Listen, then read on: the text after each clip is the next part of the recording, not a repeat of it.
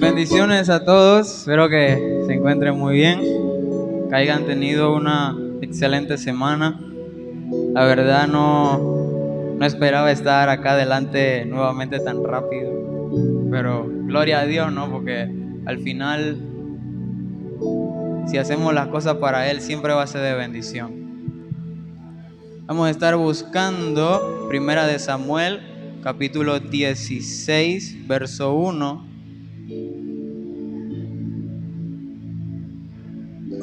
Y voy a estar hablándoles bajo el tema, el temor a Jehová.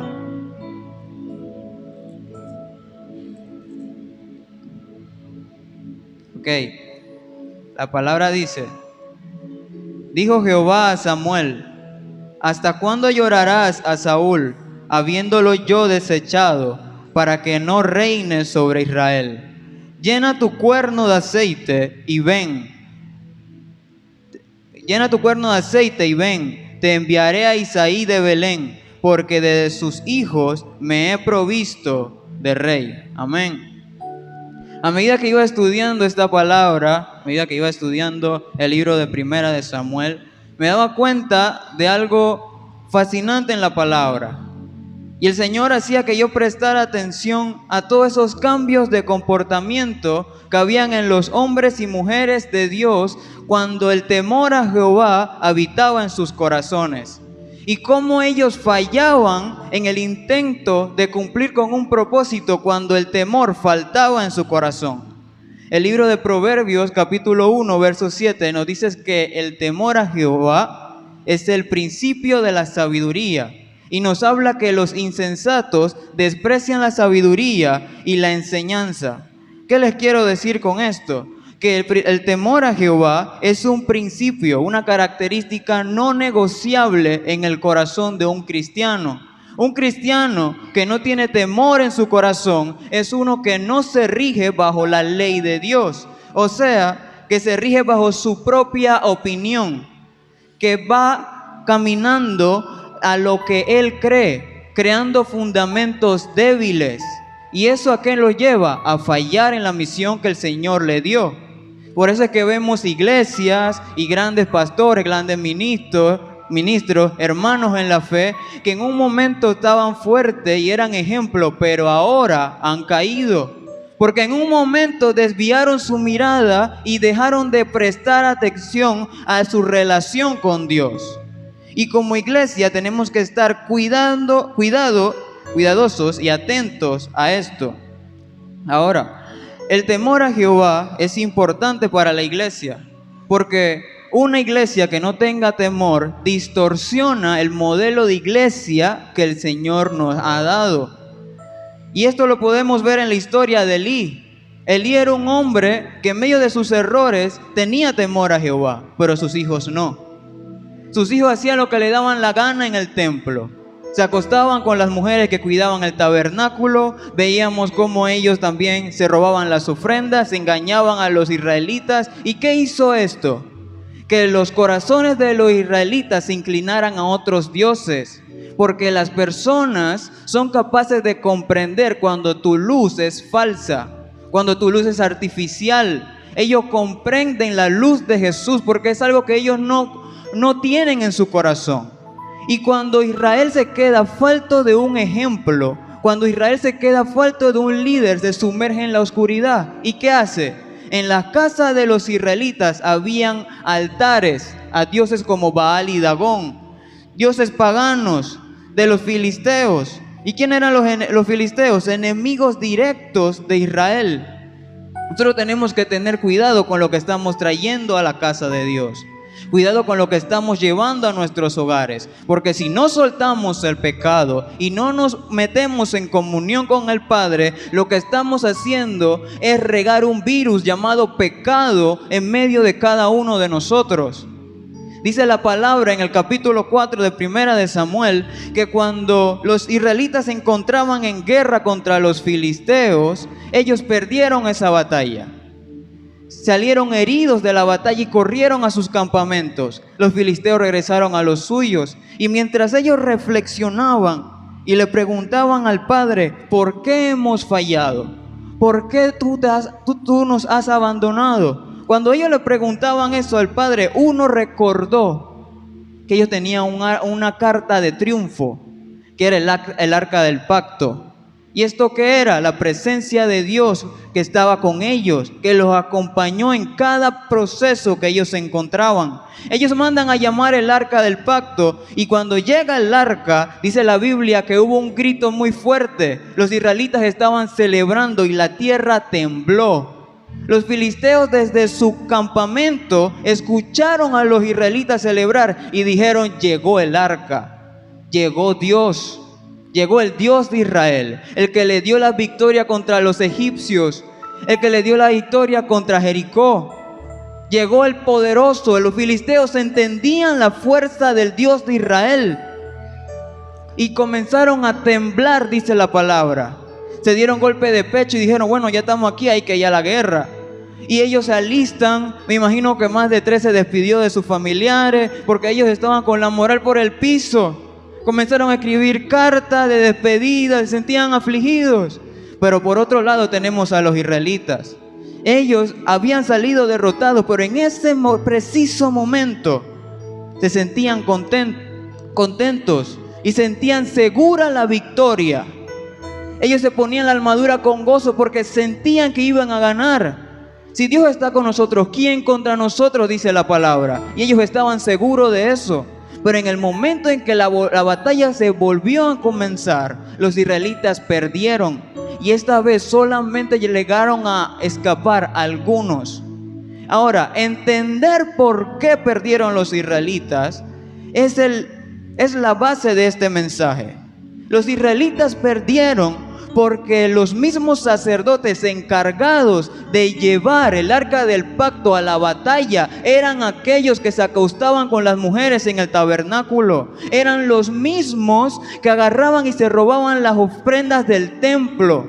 Eran las mismas personas. Y ellos insultaron a Dios al tocar el arca con sus manos llenas de pecado. Y en vez de llevar bendición al pueblo de Israel, le llevaron maldición.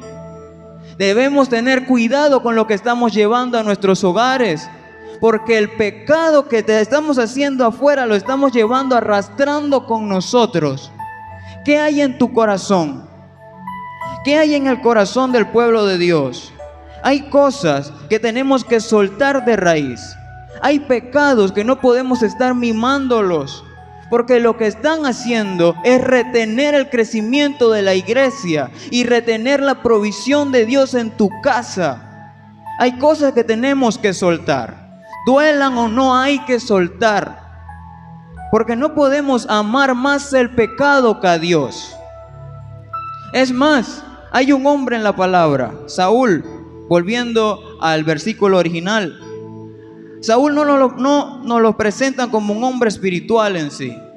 A Saúl nos lo presentan con actitudes y características de un líder, de un rey, un hombre más alto que los demás, con una presencia que imponía autoridad y respeto, pero su corazón estaba lejos de Dios.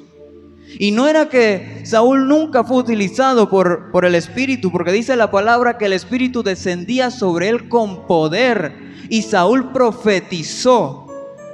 Saúl llegó a ser un profeta y tenía importantes victorias. Pero ¿qué pasaba con Saúl? Su corazón estaba lejos de Dios. Y el principio de la sabiduría, que es el temor a Jehová, le carecía. Hubo una batalla, y en esa batalla Israel iba perdiendo.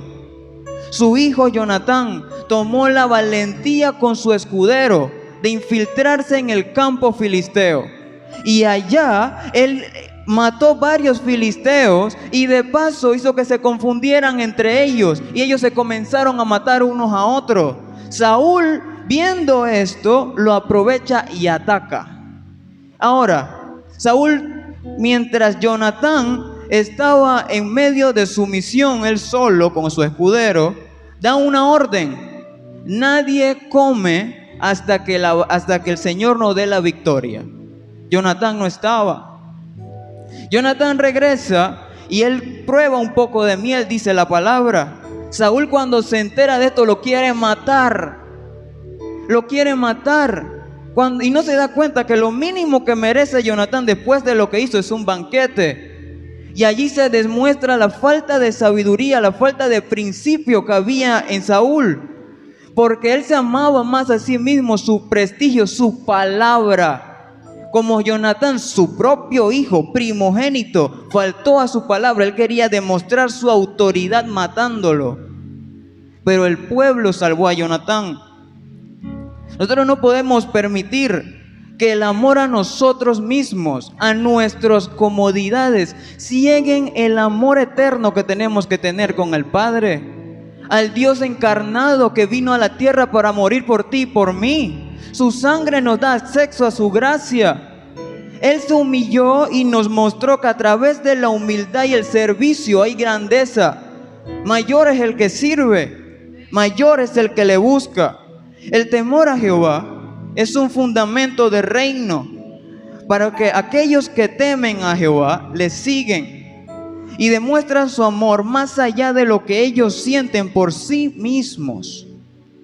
Escuché decir a un pastor que en el cielo ya hubo una pandemia y esa pandemia se llamaba, y el virus de esa pandemia se llamaba pecado, y el paciente cero, el primero que lo tuvo, se llamaba Lucifer, ángel de luz, dice la palabra, ángel hermoso, tenía gran prestigio, y el problema es que amaba más su prestigio que a Dios.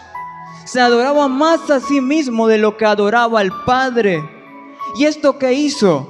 Que ese pecado, ese virus se fuera esparciendo entre los ángeles hasta que llegó el momento que creó una trifulca. Y allí comenzó una guerra.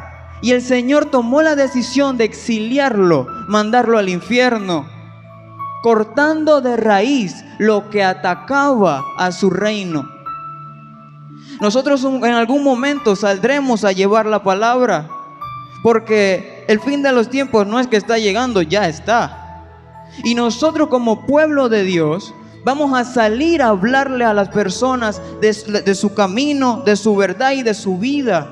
Pero no vamos a llegar a encontrar vida si no nos arrepentimos. No podemos procurar arreglar al mundo entero cuando por dentro estamos podridos en pecado.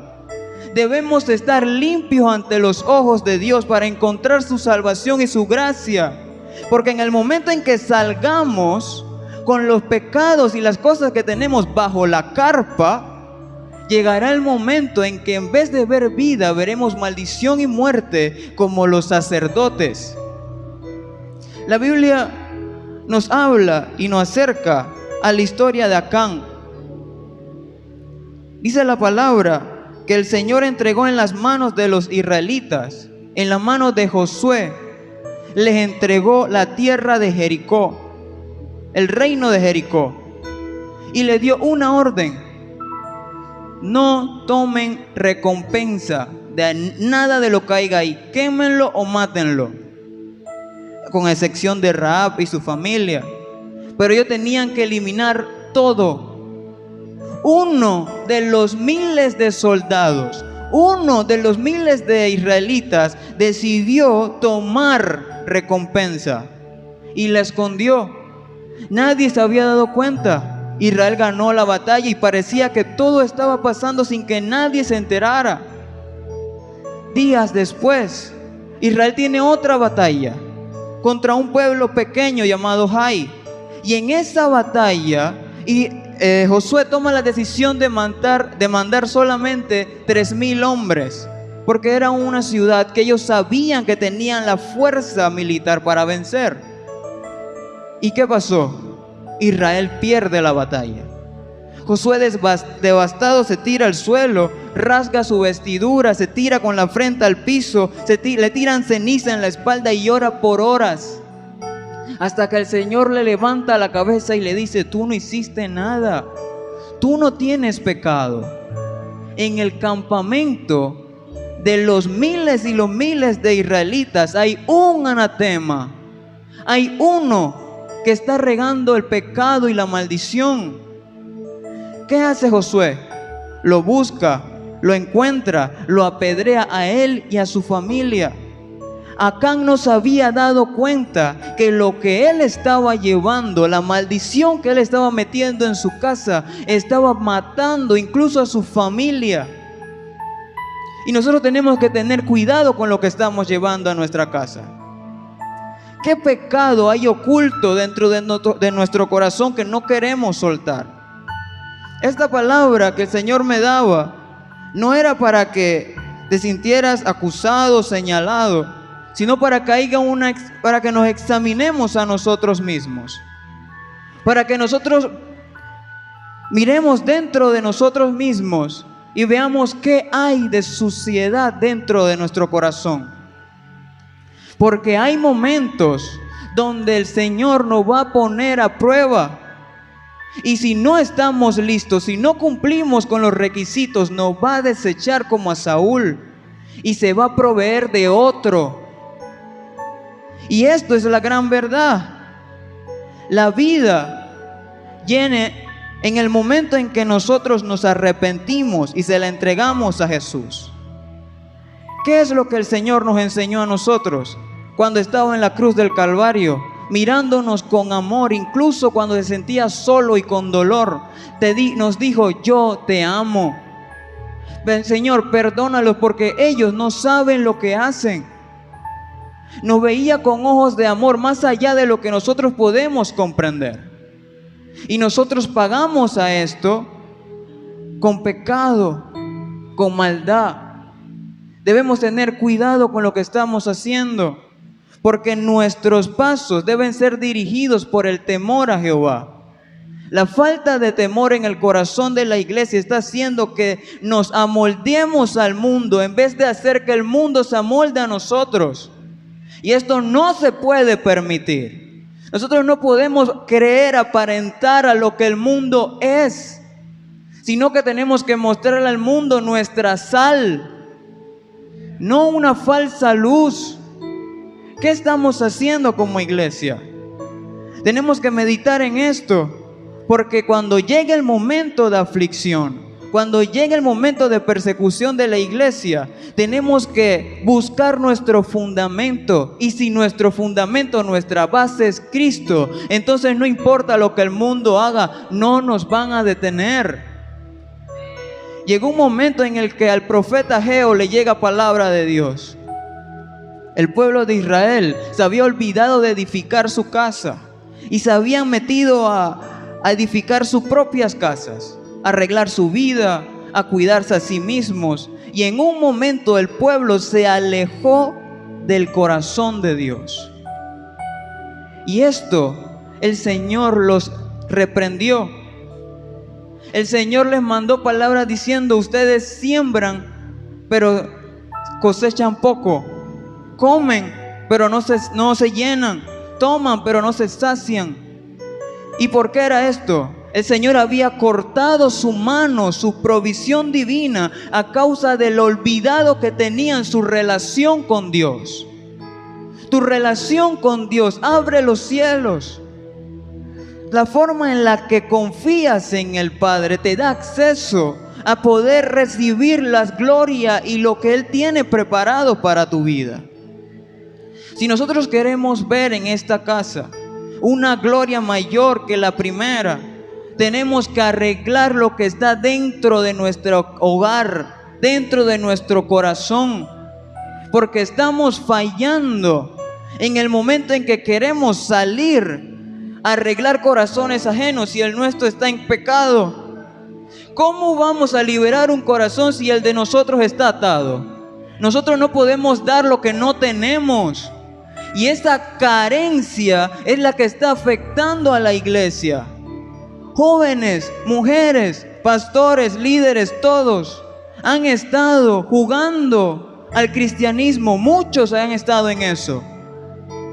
Han estado vituperando la presencia del Padre, mancillando su nombre, tomando el altar como relajo, yendo a la iglesia como le da la gana, hablando afuera como le da la gana.